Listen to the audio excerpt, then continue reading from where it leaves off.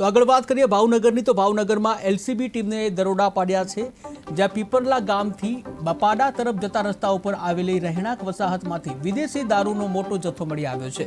પોલીસે બાતમીના આધારે એક રહેણાંક મકાન પર દરોડા પાડી તપાસ હાથ ધરી હતી અને જ્યાંથી કુલ 216 બોટલ વિદેશી દારૂ, જેની બજાર કિંમતની વાત કરવામાં આવે તો અંદાજે 2,37,600નો મુદ્દામાલ મળી આવ્યો છે।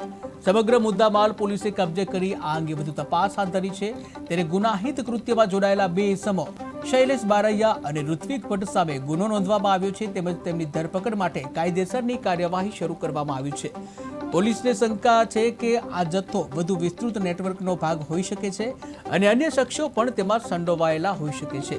ત્યારે હાલ તો એલસીબીની ચોકસાઈ અને સમયસૂચક કાર્યવાહીને કારણે આ દારૂનો જથ્થો બજારમાં પહોંચે એ પહેલા જ તેને ઝડપી પાડવામાં આવ્યું છે।